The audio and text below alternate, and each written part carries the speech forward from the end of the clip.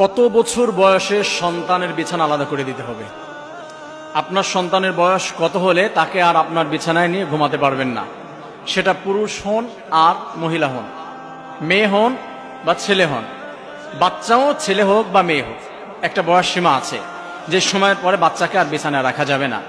রাসূলুল্লাহ সাল্লাল্লাহু আলাইহি ওয়াসাল্লাম নিষেধ করে দিয়েছে যে এখন আর সন্তানকে তুমি বিছানায় রাখতে পারবে না। প্রিয় ভাইয়েরা, আমাদের সমাজে অনেক সময় দেখা যায় সন্তান বড় হয়ে গিয়েছে, বয়স হয়ে গিয়েছে 10 বছর, 12 বছর, 15 বছর, খুব বেশি আদর করে তো রাতের বেলা সন্তান ভয় পায় বা কান্না করে বা রাতের বেলা তার কোনো ক্ষতি হয় কিনা এই জন্য সন্তানকে নিয়ে ঘুমায়। নাউযুবিল্লাহি মিন যালিক। বড় ধরনের ক্ষতির ভিতরে পড়ে যাবেন, বিপদে পড়ে যাবেন সন্তানকে নিয়ে যদি আপনি ঘুমান। একটা বয়স পার হয়ে যাওয়ার পরও, বয়স হয়ে যাওয়ার পরও বড় হলে সন্তানকে রাখবেন না। যেখানে ঘরের ভিতরে ঢোকা, আল্লাহ রাব্বুল আলামিন বলে দিয়েছেন ওয়াইদা বালাগাল আতফালু মিনকুমুল হুলুমা ফাল্যাস্তাযিনু কামাস্তাযানাল্লাযিন, যে যখন সন্তান বড় হয়ে যাবে, অ্যাডাল্ট হয়ে যাবে, তখন সন্তান মা বাবার ঘরের ভিতরে যদি প্রবেশ করে সেইখানেও তার অনুমতি নিতে হবে, পারমিশন নিয়ে তারপরে ঘরে প্রবেশ করতে হবে। মা বাবার ঘরে প্রবেশের জন্য যদি তার পারমিশন নিতে হয়, তাহলে সেই মা বাবার সাথে কিভাবে সে ঘুমিয়ে থাকে? How is it possible? এটা কিভাবে সম্ভব? এটা তো হতে পারে না। রাসূলুল্লাহ সাল্লাল্লাহু আলাইহি ওয়াসাল্লামকে এক সাহাবী প্রশ্ন করলেন, ইয়া রাসূলুল্লাহ, আমি কি আমার মায়ের ঘরে প্রবেশের জন্য কি অনুমতি নিব? রাসূল বললেন, তুমি কি তোমার মাকে উলঙ্গ দেখতে পছন্দ করবে? বলছে, নাউযুবিল্লাহ রাসূলুল্লাহ, না। বলছে, তাহলে কেন তুমি তোমার মায়ের ঘরের ভিতরে প্রবেশের জন্য অনুমতি নিবে না? তোমার মা তার পার্সোনাল ঘরের ভিতরে, তার বেডরুমে সে যেভাবে ইচ্ছা সেভাবে থাকতে পারে, সেটা তার পার্সোনাল ব্যাপার। কিন্তু তুমি হঠাৎ করে ঢুকে গেলে তো ক্ষতি হয়ে যাবে, তুমি তাকে দেখে ফেলবে, লজ্জায় ভিতরে পড়ে যাবে। আর রাসূলুল্লাহ সাল্লাল্লাহু আলাইহি ওয়াসাল্লাম আর হাদিসে বলেছেন, আন-নাযিরু ওয়াল মানজুরু কিলাহুমা ফিন-নার, যদি কেউ কারো লজ্জায় স্থান দেখে এবং দেখায়, উভয়ই জাহান্নামী।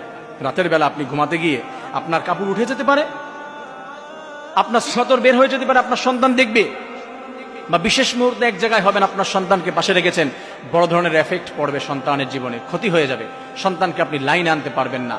আল্লাহর রহমত আপনার ঘর থেকে, আপনার পরিবার থেকে দূর হয়ে যাবে। এই ঘরে রহমত বর্ষিত হবে না, এই ঘরের ভিতরে শান্তি থাকবে না, এই ঘরের ভিতরে অশান্তি চলে আসবে, অভাব ঢুকে যাবে। আমাদের সমাজে অনেক জায়গায় দেখা যায় গার্মেন্টস এরিয়া, ছোট্ট একটা রুম নিয়ে স্বামী স্ত্রী থাকে, ওই রুমের ভিতরে আবার সন্তানদেরকে নিয়ে থাকে, ওই রুমের ভিতরে আবার আত্মীয় স্বজনদেরকে নিয়ে থাকে। একটা বয়স হয়ে যাওয়ার পরে রাসূলুল্লাহ সাল্লাল্লাহু আলাইহি ওয়াসাল্লাম নির্দেশ করে দিয়েছে, কোনো মানুষ, কোনো সন্তানের বয়স যখন 7 বছর হবে তখন তাকে নামাজের আদেশ করো, যখন 10 বছর হবে তখন সে যদি নামাজ আদায় না করে তাহলে তাকে প্রহার করো, তাহলে তাকে পিটাও, তাকে মারো, নামাজ আদায় করাতে হবে। ঠিক সন্তানের বয়স যখন 7 বছর 8 বছর হয়ে যাবে তখন তার বিছানা আলাদা করে দিতে হবে, তাকে আর এক বিছানায় রেখে ঘুমাতে পারবেন না, আপনি আলাদা করে দেন। আর বর্তমান যুগে আমাদের সন্তানেরা আরো বেশি আপডেট বা আপগ্রেড, এক্সপার্ট যেটাই বলেন, যে বিষয়গুলোতে আপনার বিশেষ মুহূর্ত বা অন্যান্য বিষয়ে সন্তানেরা আরো অনেক বেশি বোঝে। এই যে মোবাইলটা আমাদের হাতে আসার পরে সন্তানেরা অনেক কিছু এখন বুঝে। এই সন্তান আপনি কাছে নিয়ে ঘুমাতে পারবেন না।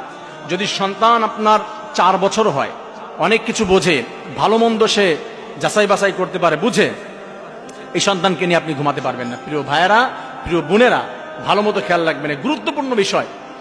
আপনি ক্ষতির ভিতরে পড়ে যাবেন, আপনি বুঝবেনও না, সন্তানকে আপনি বড় হয়ে লাইনে আনতে পারবেন না। অতএব সন্তান যখন আপনার একটু অ্যাডাল্ট হয়েছে, আর অ্যাডাল্ট বলতে বিবাহের বয়স নয়, সন্তান যখন বালেগ হয়েছে বা তার থেকেও কম বয়স কিন্তু বোঝে ভালো মন্দ, বিছানা আলাদা করে দেন, আলাদা রুমে তাকে আলাদা বিছানায় ঘুমাতে দেন, এক বিছানায় নিয়ে ঘুমাবেন না, সমস্যায় পড়ে যাবেন।